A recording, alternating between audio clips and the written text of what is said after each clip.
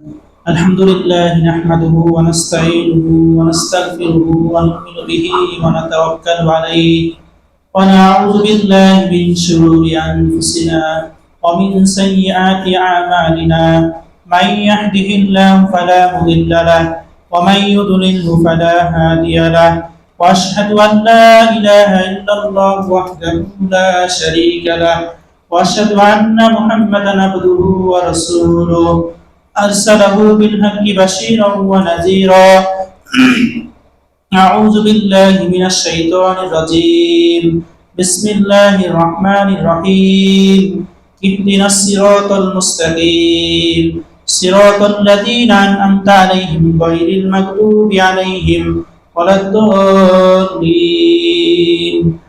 آمين بسم الله الرحمن الرحيم قل هل ننبئكم بالأخسرين أعمالا الذين ضل سعيهم في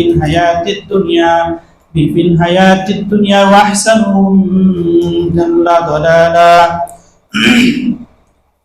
আলহামদুলিল্লাহ আলহামদুলিল্লাহ আল্লাহ তাআলার দরবারে লাখো কোটি শুকরিয়া।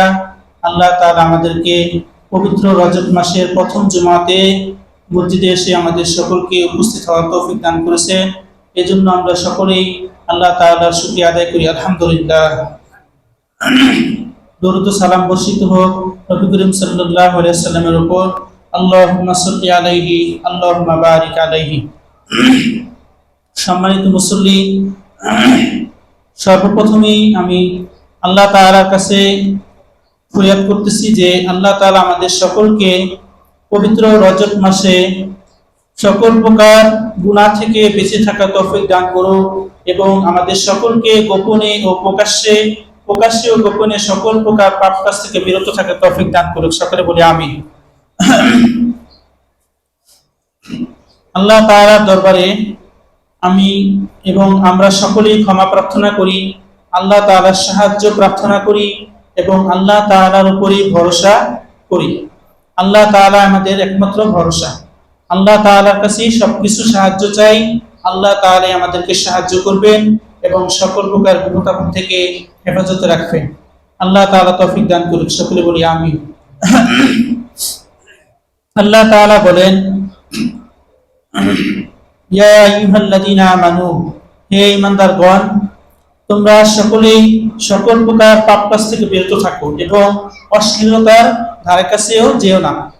এজন্য আমরা সকলেই সকল প্রকার পাপ কাজ থেকে দূরে থাকার চেষ্টা করব এবং বেঁচে থাকার চেষ্টা করব।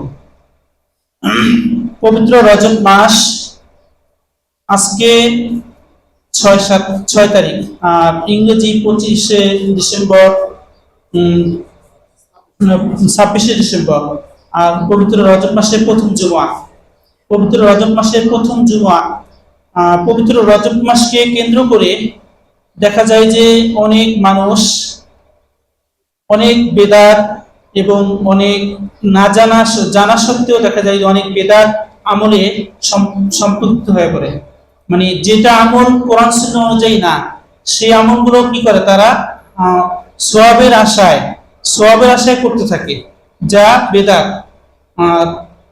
পবিত্র রজব মাসকে কেন্দ্র করে অনেকেই দেখা যায় যে অনেক আনন্দ উল্লাস অনুষ্ঠান, তারপরে বেশি বেশি ইবাদত বন্দেগী, তারপরে যেটা দেখা যায় যে ফরজের মতো না কিন্তু ফরজের মতোই সে আমল করার চেষ্টা করে।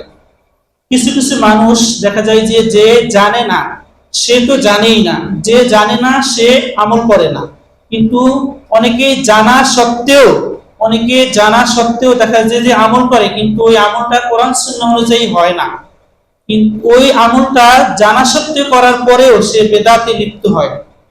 কিন্তু দুঃখের বিষয় হচ্ছে জানার যেটা সঠিক এবং সহিহ সুন্নাহ অনুযায়ী না জানার কারণে আমি বিভিন্ন পীর মাশায়েখ বুজুর্গ, বিভিন্ন আউলিয়া, বিভিন্ন হুজুর, বড় মাওলানা, ওদের থেকে শুনেই দেখা যায় যে নিজে যাচাই বাছাই না করে আমল করার চেষ্টা করি।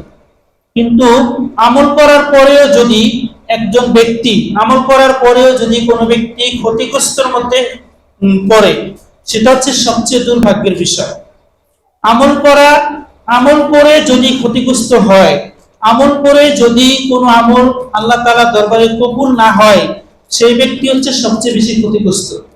আর যে আমল কোরআন সুন্নাহ অনুযায়ী প্রমাণ সহ জানে জানে সে আমল করলে আল্লাহ তাআলার কাছে কবুল হওয়ার যোগ্য। কিন্তু যেটা যে জানে না, সেটা যদি একজনের থেকে শুনে যাচাই বাছাই না করেই আমল করার চেষ্টা করে, তাহলে সেটা হচ্ছে দুর্ভাগ্যের বিষয় এবং সেই ব্যক্তি হচ্ছে সবচেয়ে বেশি ক্ষতিকরের মধ্যে পড়ে। এই জন্য আল্লাহ তাআলা বলেন, নিশ্চয়ই আরবি মাস 12টি, এর মধ্যে 4টি মাস হচ্ছে সম্মানিত। আল্লাহ তাআলা বলেন নিশ্চয়ই আরবি মাস 12টি, এর মধ্যে 4টি মাস সম্মানিত। সূরা তাওবা 36 নম্বর আয়াত, বিসমিল্লাহির রহমানির রহিম, ইন্না ইদ্দাতাশ শুহুরি ইনদাল্লাহি 12 শাহরান ফি কিতাবিল্লাহ ইয়াওমা খালাকাস সামাওয়াতি ওয়াল আরদ ওয়া মিনহা আরবা'তুন হুরুম যালিকাদ দীনুল কাইয়্যিম ফালা তাযলিমু ফীহিন্না আনফুসাকুম ওয়া قاتلوا المشركين كافة كما يقاتلونكم كافة واعلموا أن الله مع المتقين। তো সূরা তাওবার 36 নম্বর আয়াতে আল্লাহ তাআলা বলেন আরবি মাস হচ্ছে 12টি, এর মধ্যে 4টি মাস সম্মানিত। 4টি মাস হচ্ছে জিলকদ, জিলহজ এবং মুহররম, তারপরে হচ্ছে রজব। এই 4টি মাস হারাম মাস, মানে সবচেয়ে বেশি সম্মানিত মাস। এই মাসে যেমনই সম্মানিত এবং গুনাহের ভয়াবহতা ও কঠোরতাও তেমনি অনেক বড়। এজন্য এই 4টি মাসকে সম্মানিত করেছেন এবং এই 4 মাসে যদি গুনাহ হয়, নিজের ইচ্ছায় বা অনিচ্ছায়, প্রকাশ্যে বা গোপনে কোনো গুনাহে যদি কেউ লিপ্ত হয়, তাহলে সে বেশি ক্ষতিগ্রস্ত এবং কঠোর ভয়াবহতার মধ্যে পড়ে যাবে। এজন্য এই রজব মাসে আমাদেরকে বেশি বেশি তওবা ইস্তিগফার পাঠ করতে হবে, বেশি বেশি কোরআন তেলাওয়াত করতে হবে এবং বেশি বেশি দরুদ পাঠ করতে হবে। আর রজব মাসকে কেন্দ্র করে যদি কেউ মনে করে যে রজব মাসে বেশি বেশি সিয়াম পালন করতে হবে, তাহলে এটা তার ভুল ধারণা। এমনিতে অন্যান্য সময়ের মতো আমরা ইচ্ছা করলে প্রতি সোমবারে এবং প্রতি বৃহস্পতিবারে নফল সিয়াম রাখতে পারি এবং আইয়ামে বীজের সিয়াম আরবি মাসে 13, 14, 15 এই 3 দিন আইয়ামে বীজের সিয়াম রাখতে পারি। আর হচ্ছে আবার অনেকে মনে করে যে এই রজব মাসে যেহেতু অনেক বেশি সওয়াবের কথা উল্লেখ আছে, তো এই রজব মাসে বেশি বেশি উমরা করে। বিভিন্ন দেশ থেকে বিভিন্ন জায়গা থেকে দেখা যায় যে অনেকেই উমরা করতে যায় বেশি সওয়াবের নিয়তে। কিন্তু যদি কোনো ব্যক্তি, কোনো বান্দা যদি বেশি সওয়াব হবে এইরকম মনে করে মনের ভিতরে তার কোনো নিয়ত রাখে, এই নিয়তে যদি সে উমরা করতে যায়, বেশি বেশি উমরা করে, তাহলে এটা বিদআত হবে।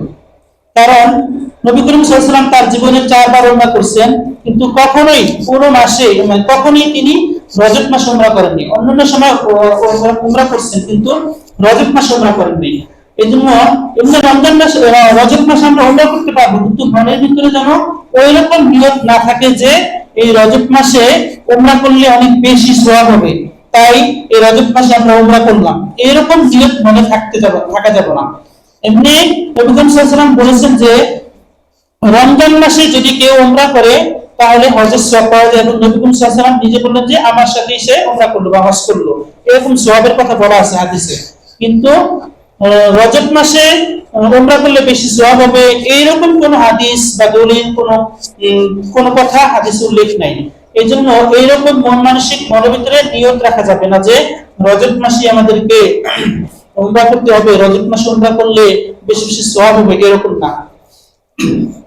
বিভিন্ন সালিহিনগণ বলেছেন যে, এবং বিভিন্ন আলেমগণ বলছেন এই রজব মাস হচ্ছে বীজ বপনের মাস। এই রজব মাস হচ্ছে বীজ বপনের মাস। আমলকে সুন্দরভাবে গোছানো এবং গুছিয়ে রাখা এবং পরিকল্পনা মাফিক কি করা লাগবে, কি করতে হবে, ওইরকম গোছানো বীজ বপনের মাস। আর শাবান মাস, রজবের পরে হচ্ছে শাবান মাস। শাবান মাস হচ্ছে পরিচর্যা করার মাস। আমার আমলটা আমি কিভাবে পরিচর্যা করব এবং কিভাবে ধারাবাহিকভাবে বজায় রাখবো, সেটা হচ্ছে শাবান মাসের পরিচর্যা করার মাস, এবং শাবানের পরে রমজান মাস হচ্ছে ফসল ঘরে তোলার মাস।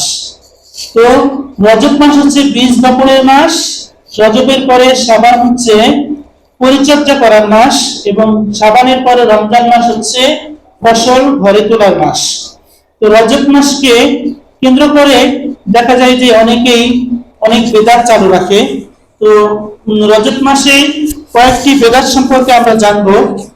রজব মাসে কয়েকটি বেদাত সম্পর্কে হচ্ছে, এক নম্বর হচ্ছে রজব মাসে কোনো নির্দিষ্ট যে এই দিনে সিয়াম রাখলে বেশি সওয়াব হবে, এরকম কোনো কিছু মনে করা যাবে না।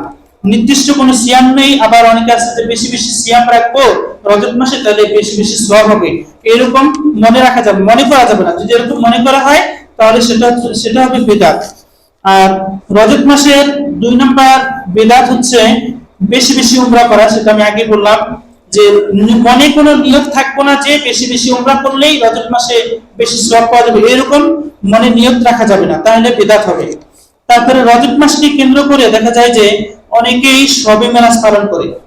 শবে মেরাজ 26-এ রজব পার হয়ে 27-এ নাই, এরকম মনে করে শবে মেরাজ। আসলে কোন কিতাবে কোন সহিহ হাদিসে রজব মাস কোন দিন শবে মেরাজ হয়েছে এইরকম কোন কথা হাদিসে উল্লেখ নাই, এরকম কোন হাদিস কোথাও নাই। এটা কখনোই ওই দিনকে কেন্দ্র করে নির্দিষ্ট করে শবে মেরাজ বলা যাবে না। এবং শবে মেরাজ মনে করে দেখা যায় যে অনেকেই অনেক নফল সালাত আদায় করে, আবার নফল কোরআন তেলাওয়াত করে। নফল বিশেষ করে দেখা যায় যে ওই শবে মেরাজকে কেন্দ্র করে মসজিদকে সজ্জিত করা হয়, লাইটিং করা হয়, তারপর অনুষ্ঠানের আয়োজন করা হয়, তারপরে ভালো ভালো খাবারের ব্যবস্থা করা হয়। এগুলো হচ্ছে জঘন্য বিদআত। রজব মাসকে কেন্দ্র করে এই সমস্ত কোনো কিছু করা হচ্ছে জঘন্য বিদআতে পরিগণিত। এই জন্য রজব মাসকে কেন্দ্র করে শবে মেরাজ না উল্লেখ করে শবে মেরাজ দিন নির্দিষ্ট করে কোনোভাবেই কোনো ব্যক্তি কখনোই এরকম কাজ করা যাবে না। সেটা হচ্ছে মসজিদকে সজ্জিত করা, লাইটিং করা, তারপর অনুষ্ঠান করা, ভালো ভালো খাবারের ব্যবস্থা করা, এগুলো হচ্ছে জঘন্য বিদআত। মনে রাখতে হবে আমাদেরকে অবশ্যই যে এই সমস্ত কাজ আমি যদি সওয়াবের আশায় করেও থাকি কিন্তু আমার বিন্দু মাত্র কোনো সওয়াব হবে না, উল্টা কি গুনাহ হবে। এজন্য এই ভালো কাজ মনে করে, ভালো সওয়াব হবে এরকম মনে করে কখনোই এরকম কাজে বেশি ইবাদত করলেই যে সওয়াব হবে তা কিন্তু না। কিন্তু দেখতে হবে যে আমার এই কাজগুলো, এই কর্মগুলো, এই আমলগুলো, এই ইবাদতগুলো আসলে কি কোরআন সুন্নাহ অনুযায়ী হাদিসে আছে কিনা, প্রমাণ আছে কিনা, সেটা আমাকে যাচাই বাছাই করেই তারপরে আমাকে এটা পালন করতে হবে। তথাপি যদি আমি এগুলো না করি তাহলে কি আমার ভালো কাজের আশায় করলাম, সওয়াবের আশায় করলাম, কিন্তু আমার গুনাহ হয়ে গেল, বেদাত হয়ে গেল। আর বেদাত হচ্ছে জঘন্য একটা পাপ, কারণ বেদাত মানুষকে গোমরাহ করে ফেলে। গোমরাহ হয়ে গেলে মানুষ ভালো মনে করে সবকিছু করতেছে, কিন্তু আসলে সে পথভ্রষ্টতার দিকে যাইতে থাকে, আগাইতে থাকে। এই জন্য আমাদেরকে বেদাত যেখানে হয় বা বেদাতের ঘ্রাণ পাওয়া যায়, কোনো সন্দেহ পাওয়া যায়, সেই সমস্ত আমলও কখনো অগ্রসর হওয়া যাবে না। আল্লাহ তাআলা আমাদের সকলকে এই সমস্ত বেদাত থেকে মুক্ত থাকার তৌফিক দান করুন, সকলে বলে আমিন। তারপরে শবে মেরাজকে কেন্দ্র করে অনেকেই শবে মেরাজের রজব মাসের প্রথম জুমাকে এবং প্রথম বৃহস্পতিবার রাতকে মনে করে যে অনেক ফজিলতের রাত, এরকম মনে করে অনেকেই আছে।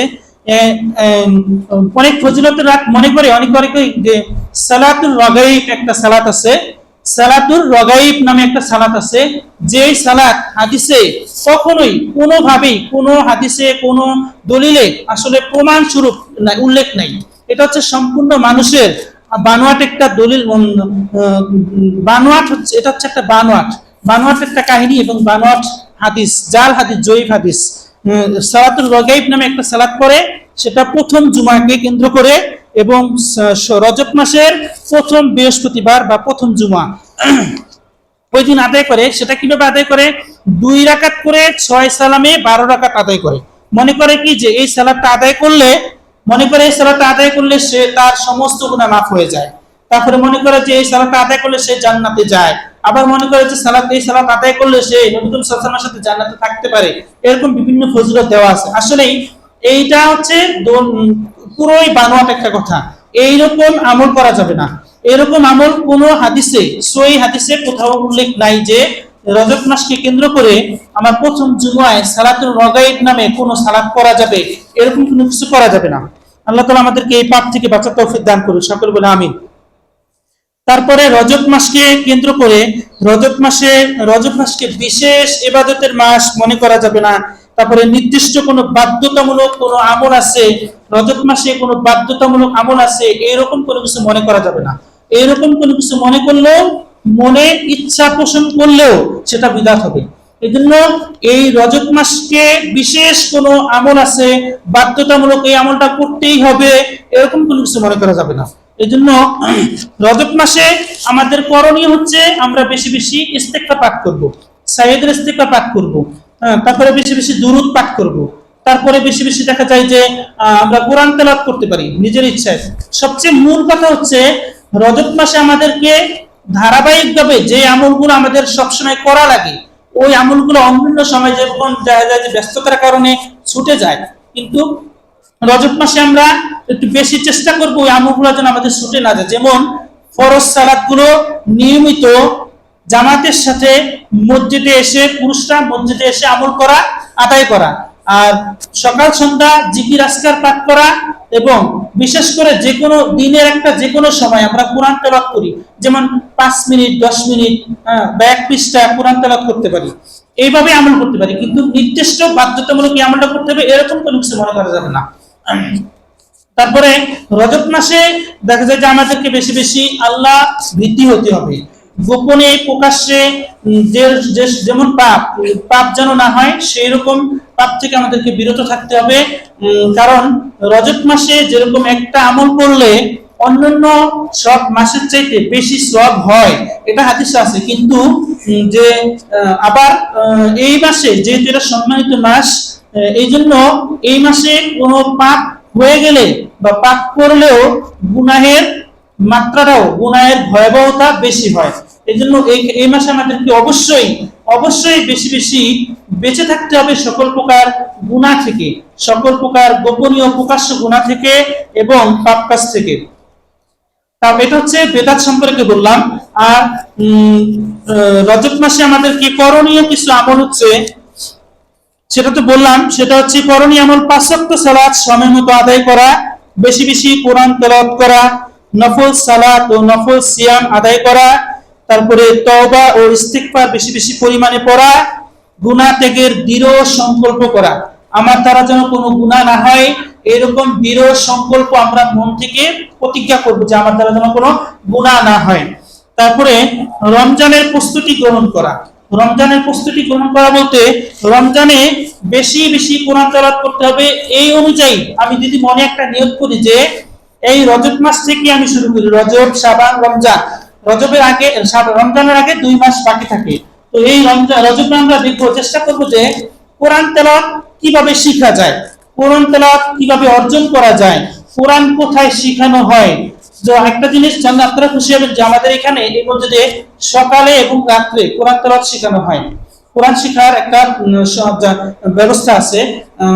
আমরা যদি কেউ ইচ্ছা পোষণ করি যে আমরা কোরআন শিখবো, রমজানের আগে আমরা কোরআন নিব, রমজানের মধ্যে যেন আমরা কোরআন পড়তে পারি, এরকম যদি মনে ইচ্ছা শক্তি থাকে, অবশ্যই আমরা সকালে অথবা ফজরের পরে এবং এশার পরে, অথবা ফজর, জোহর, আসর, মাগরিব, যে কোনো সময় হোক, যে কোনো সময় আপনি যদি বলেন যে আমি কোরআন শিখবো, আপনি শিখতে পারবেন এখানে। তো একটু একটু করে দেখা যায় কোরআন যদি শেখার একটা পরিচর্যা করতে থাকি বা শুরু করি, তাহলে রমজানের আগে অবশ্যই আমরা 2 মাসে অবশ্যই কোরআন শিখতে পারবো। এই জন্য আমাদের মনে যাদের ইচ্ছা থাকবো, যাদের নিয়ত থাকে যে আমরা কোরআন শিখবো, আমরা অবশ্যই মসজিদে আসবো কোরআন শেখার জন্য।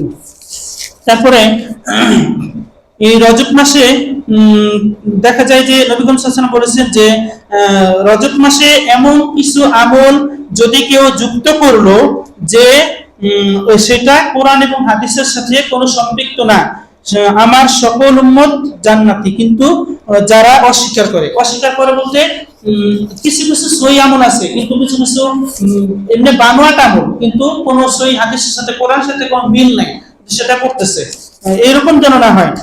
এরকম যেন কোনো আমল আমরা গ্রহণ না করি, এরকম যেন কোনো আমল যেন আমরা না করি। আল্লাহ তাআলা আমাদেরকে তৌফিক দান করুন। তারপরে রজব মাসকে কেন্দ্র করে দেখা যায় যে অনেকেই 26শে রজব বা 27 মানে 26 রাত, 26শে রজব শেষ 27শে রাত, ওই দিন দেখা যায় যে বলে কি যে অনেকে পিঠা বানানো হবে বা তারপরে সিন্নি রান্না হবে, এটা করলে আমল কবুল হবে, এরকম কুসংস্কার বিধাতও করা যাবে না। বিশেষ করে দেখা যায় যে বাড়িতে মা বোনেরা এরকম আমল বলে থাকে বা এরকম কথা বলে থাকে। অবশ্যই আমরা তাদেরকে জানাবো যে রজব মাসকে কেন্দ্র করে কোনো কিছুই বাধ্যতামূলক করা যায় না, কোনো কিছুই বাধ্যতামূলক করা যায় না। এই রজব মাসকে কেন্দ্র করে আমরা বেশি বেশি নিজ থেকে অন্যান্য মাসে যেরকম ছুটে যায় আমল সেটা করবো না, কিন্তু আমরা ধারাবাহিকভাবে আমলগুলো করব। যে সালাতের সময় হইলো, সালাতের সময় আমরা সালাত করে নিব, ফরজ সালাতটা আদায় করে নিব জামাতের সাথে পুরুষরা। আর মহিলারা অবশ্যই বাড়িতে জামাতের সাথে মানে মহিলারা বাড়িতে নিজেরা একাকী সালাত করে নিব।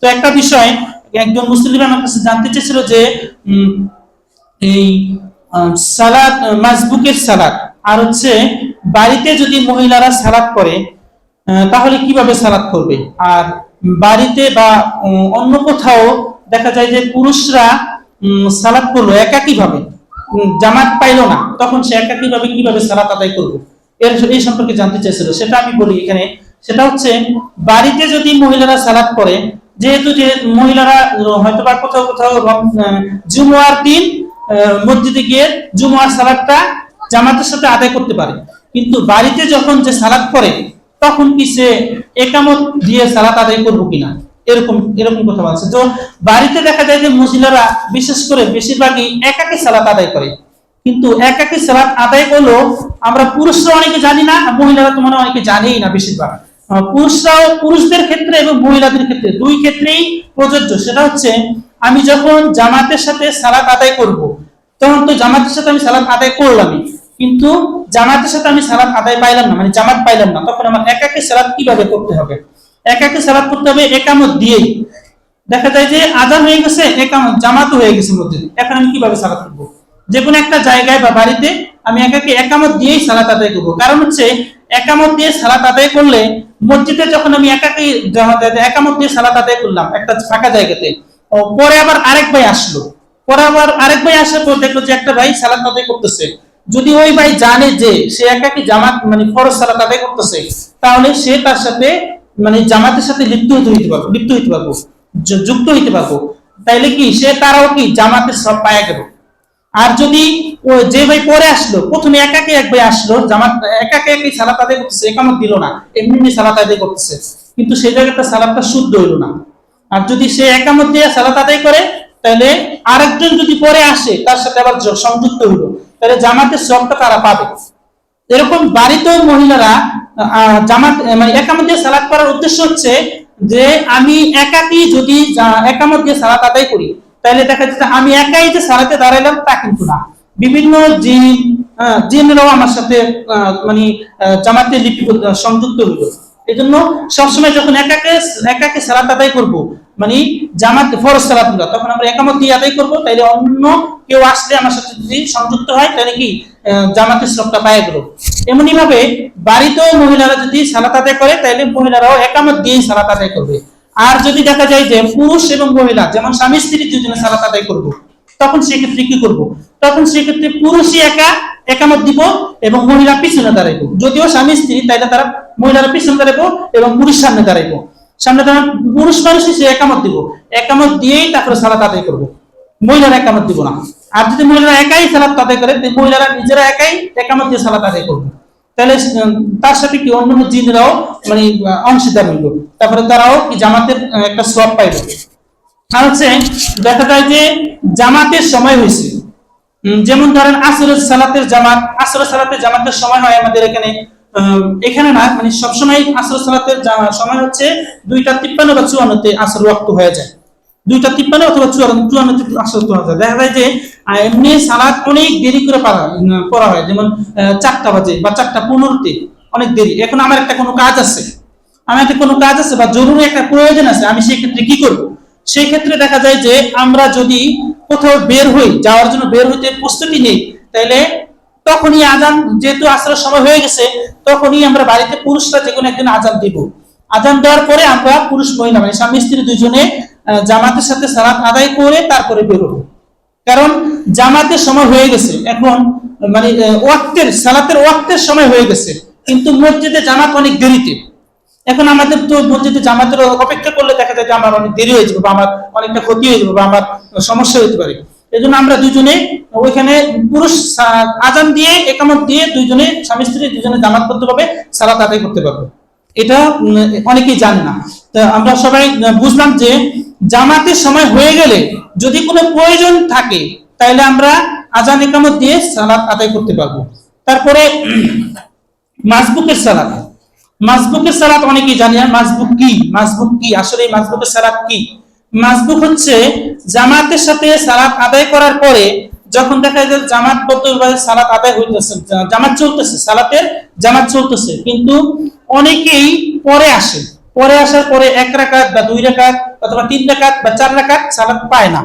যে সালাতটা পায় না, ইমাম সাহেব সালাম ফিরানোর পরে মুসল্লিরা পরে আবার যে সালাতগুলো ছুটে গেল সে সালাতগুলো যে আদায় করে সেটা হচ্ছে মাসবুকের সালাত। মাসবুকের সালাত সেটা হচ্ছে মাসবুকের সালাত। আমি আবার বলি, জামাতের সাথে যখন সালাত চলে তখন অন্য কোন মুসল্লি পরে আসার পরে যে 1 রাকাত 2 রাকাত বা 3 রাকাত 4 রাকাত পায় না, তো ইমাম সাহেব সালাম ফিরানোর পরে যে সালাতটা আবার মুক্তাদি আদায় করে সেটা হচ্ছে মাসবুকের সালাত। এখন 1 রাকাত সালাত আমি যদি না পাই তখন আমার কি করণীয়? আমি কিভাবে পরে 1 রাকাত সালাত আদায় করব? তো 1 রাকাত সালাত, 4 রাকাত 3 রাকাত বিশিষ্ট সালাত চলতেছে, মাগরিবের সালাত 3 রাকাত বিশিষ্ট সালাত চলতেছে। আর 3 রাকাত বিশিষ্ট সালাত চলাকালীন অবস্থায় কোন মুসল্লি আসার পরে যদি 1 রাকাত সালাত না পায়, দ্বিতীয় রাকাতের বৈঠকে দ্বিতীয় রাকাত আইসা দ্বিতীয় রুকুতে পাইলো, রুকুতে যদি পায়, প্রথম রাকাত শেষ, দ্বিতীয় রাকাতের রুকুতে পাইলো, তো রুকুতে পাইলে দেখা যায় যে ওই রাকাতটা আমার হয়ে যাবে।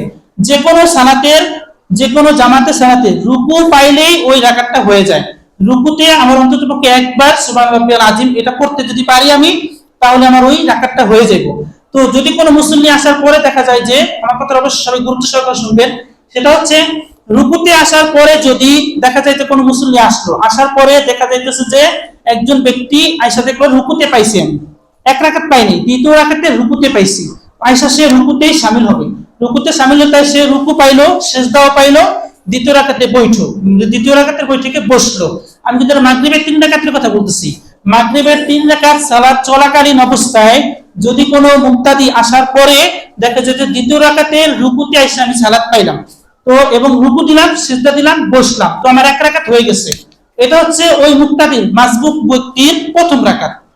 তারপরে ইমাম সাহেব দ্বিতীয় রাকাত করে তাশাহুদ করার পরে উঠলো, দাঁড়াইলো, দাঁড়ানোর পরে ইমাম সাহেব কি করলো, শুধু সূরা ফাতিহা পড়ার পরে রুকু সিজদা দিয়ে তৃতীয় রাকাত শেষ করলো। আর যে মাসবুক তার 2 রাকাত হইলো, এখন সে বসবো। বসার পরে এখানে কথা আছে যে আমি তো 1 রাকাত পাই নাই, এখন বৈঠকে আমি কি করব? ইমাম তো তাশাহুদ পড়বো, দুরূদ পড়বো, দোয়া মাসরা পড়বো, অন্যান্য দোয়া পড়বো, আমি কি পড়বো? যে মাসবুক ব্যক্তি সে কি পড়বে? সেও তাশাহুদ পাঠ করবে। তাশাহুদ পাঠ করার পরে দেখা যায় যে দুরূদ পাঠ করবো নাকি দোয়া মাসরা পাঠ করবো না পয়সা থাকবো।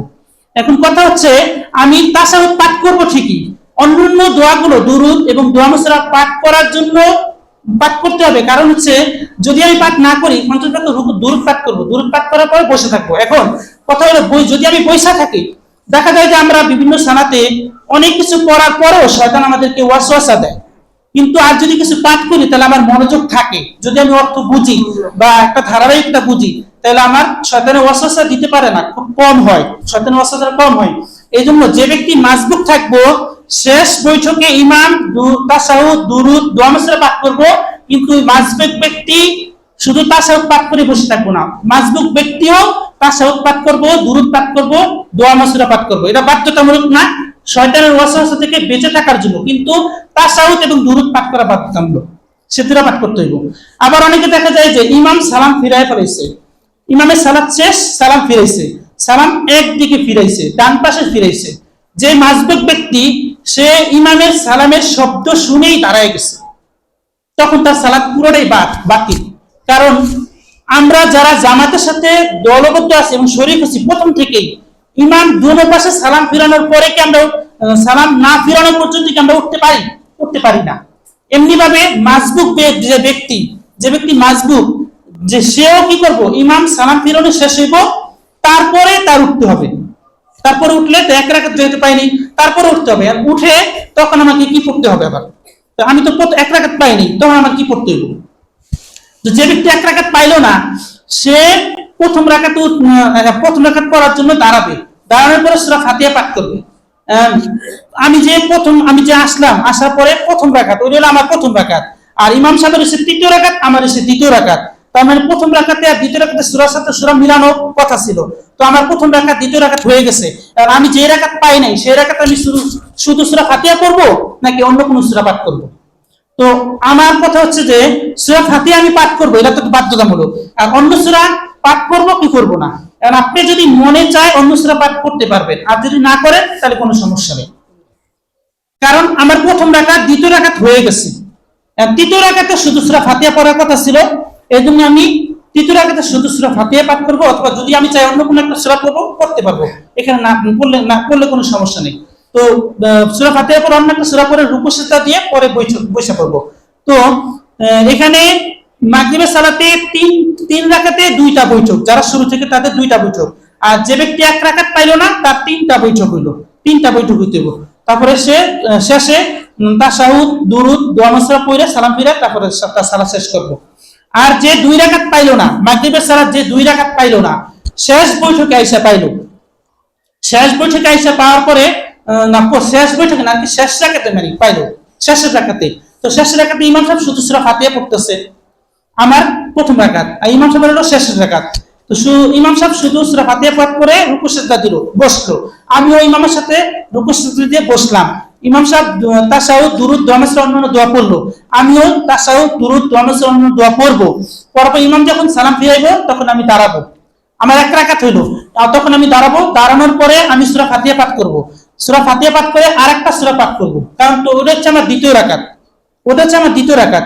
তো আমি সূরা ফাতিহা পড়ার পরে আরেকটা সূরা পড়ার পরে আমি বসবো। এখানে আমার দুই রাকাতও যদি না পাই তাইলে আমার তিনটা বৈঠক, তাহলে আমি বসবো, দ্বিতীয় রাকাত পড়ার পরে বসবো, বসে আত্মাহিয়াত পাঠ করবো। আত্মাহিয়াত পাঠ করার পর আমি আবার দাঁড়াবো, দাঁড়ায় তারপরে সূরা ফাতিহা পাঠ করবো, তারপরে রুকু সিজদা দিয়ে আবার বসে, কারণ আমার প্রথম দুই রাকাত পাইনি, আমি দুই রাকাত হয়ে গেছে। ইমাম সাহেবের সাথে এক রাকাত এবং পরে আমার এক রাকাত, আর শেষে এক রাকাত পড়লে তিন রাকাত আবার হয়ে গেল। এটা হচ্ছে মাগরিবের মাসবুক। আর যদি তিন রাকাত না পাই, দুই রাকাত না পাইলে বললাম, তিন রাকাতই যদি না পাই, যদি আইসা অনেকে দেখা যায় যে পরে আসছে, ইমাম সাহেব বৈঠকে বসে রয়েছে। অনেক যারা না জানে তারা মনে করে কি ইমাম সালাম ফিরাক তারপর আমি জামাতে একা একা সালাত করবো। এটাতে সে নিজের ক্ষতি করলো, কারণ সে জামাতের যে একটা সোয়াব 27 গুণ বা 25 গুণ যে সোয়াব, সেটা সে পাইলো না, সেটা থেকে সে বঞ্চিত হয়ে গেল। আমি যদি ওই জামাতের সোয়াবটা চাই, তাইলে ইমাম সাহেবকে আমি যেখানে আইসা পাবো সেখানে আমি অংশগ্রহণ করবো। ইমাম সাহেব যদি আইসা দেখেছে যে ইমাম সাহেব শেষ বৈঠকে সালাম ফিরানোর আগ মুহূর্তে আছে, আমিও খুব দ্রুতই ইমাম সাহেবের সাথে ওই জামাতে অংশগ্রহণ করবো। এবং ইমাম সাহেব যখন সালাম ফিরাই ফেলবো, সালাম ফিরানো শেষ, তখন আমি নিজেই 3 রাকাত সালাত আদায় করবো। এটা হচ্ছে 3 রাকাত যদি না পাই, যদি আইসা সিজদায় পাই, তো সিজদায় যেন সে অংশগ্রহণ করে, কারণ আমার দুইটা সিজদা যদি বেশি হয় আল্লাহ তাআলার কাছে, তাহলে আমার নিজের ভাগ্য ভালো।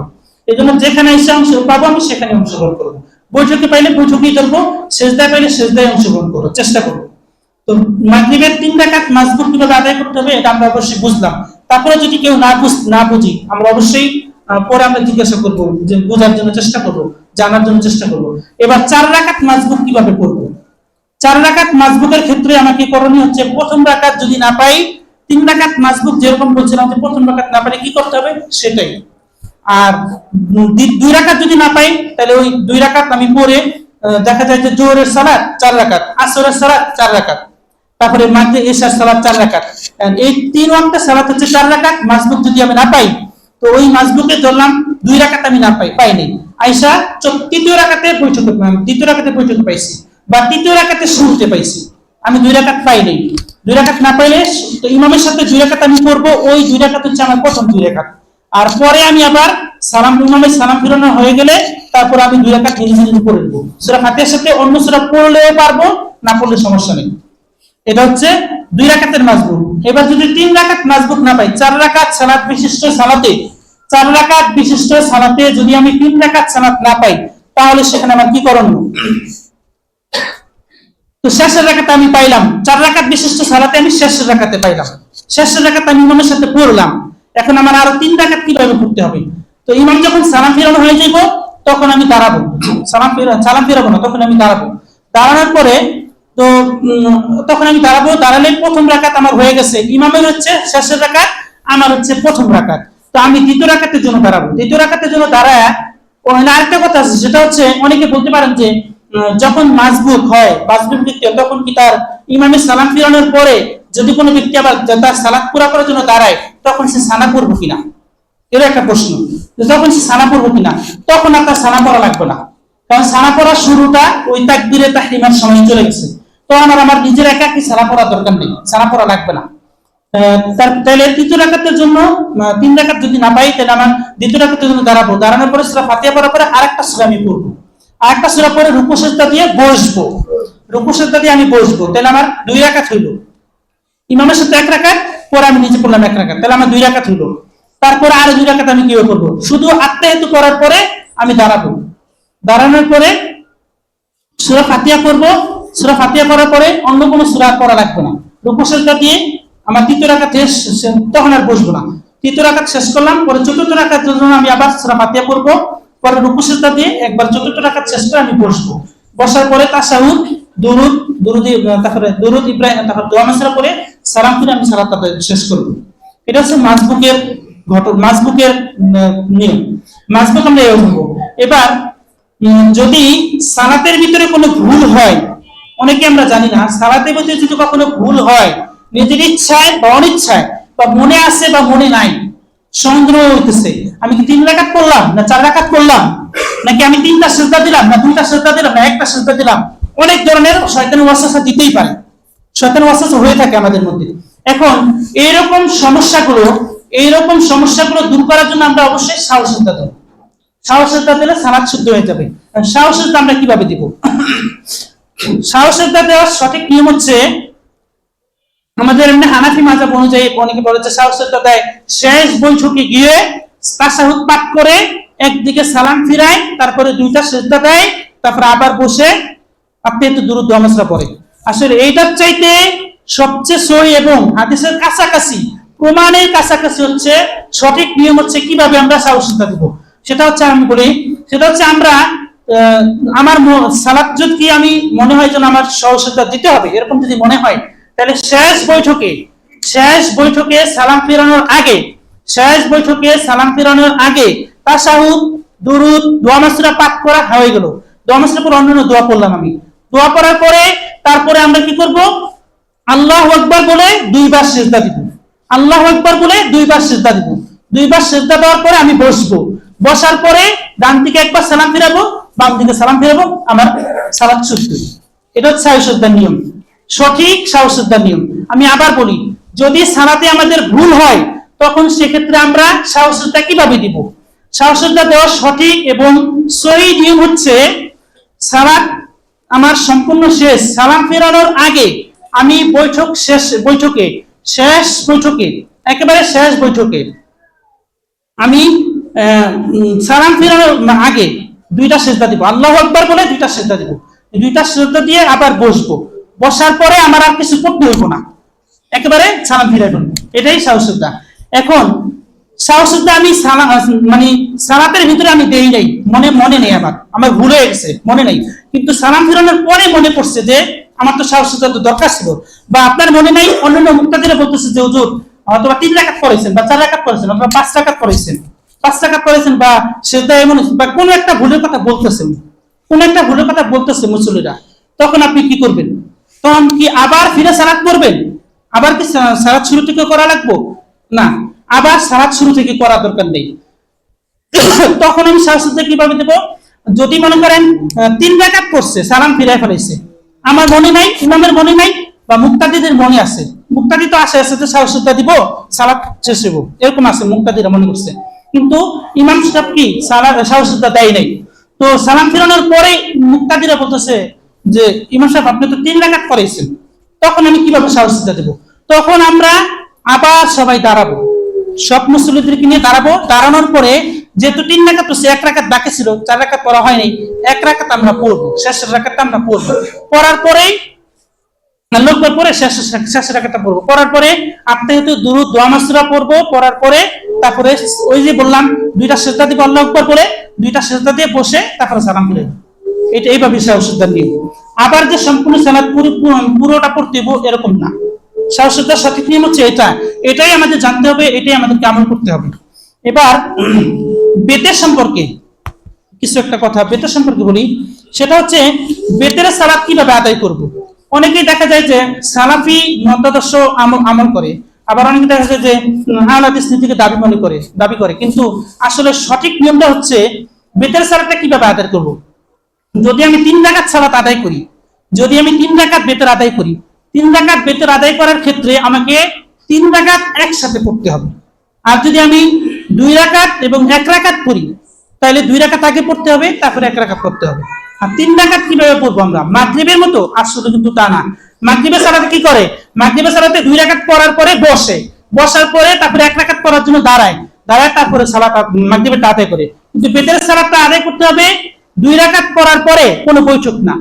3য় রাকাতের জন্য দাঁড়াবো, 3য় রাকাতের জন্য দাঁড়ায়া তারপর সূরা ফাতিহা পড়ার পরে অন্য একটা সূরা বা একটা সূরা পড়লাম, পড়ার পরে রুকু দিলাম, রুকু দেওয়ার পরে রুকু থেকে উঠা মুনাজাত দিয়ে অথবা মুনাজাত না দিয়ে, মুনাজাত দিলে ভালো, মুনাজাতে আমরা দোয়া করব, দোয়া কুনুত করব বা অন্য দোয়া করব, তারপরে একেবারে ডাইরেক্ট সিধা চলে যাব। আবার ইচ্ছা করলে রুকু দেওয়ার আগেও আপনি হাত ছেড়ে মুনাজাত ধরে দোয়া কুনুত পাঠ করতে পারবেন। দোয়া কুনুত পাঠ করে তারপরে রুকু দিবেন, রুকু দেওয়ার পরে সিজদা দিবেন, তারপরে বসবেন। এটা হচ্ছে বেতের সঠিক নিয়ম। বেতের ব্যাপার অনেকে দেখা যায় যে সহিহ হাদিস আমল করে, হ্যাঁ, অনেকেই আহলে হাদিস দাবি করে, কিন্তু বেতের সালাত আদায় করতে জানে না। বেতের সালাতটা কিভাবে আদায় করবো এটা বুঝে না।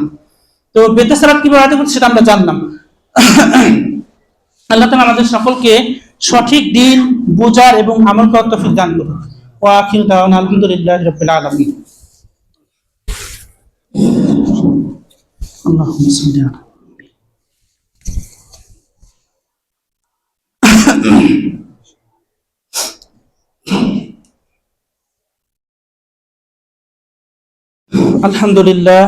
আলহামদুলিল্লাহি রাব্বিল আলামিন ওয়াসসালাতু ওয়াসসালামু আলা সাইয়্যিদিল মুরসালিন ওয়া আলা আলিহি ওয়া আসহাবিহি আজমাইন। সম্মানিত মুসল্লিবৃন্দ, আল্লাহ তাআলা আমাদের সকলকে বেশি বেশি তওবা ইস্তিগফার পাঠ করার তৌফিক দান করুক। আল্লাহ তাআলা আমাদের সকলকে ক্ষমা করুক। আল্লাহ তাআলা আমাদের সকলকে বেশি বেশি নেক আমল করার তৌফিক দান করুক। আল্লাহ তাআলা আমাদেরকে রজব ও শাবান মাসে বেশি বেশি বরকত দান করুক এবং রমজান মাস পর্যন্ত আমাদের হায়াতকে বৃদ্ধি করুক। সকলে বলে আমিন।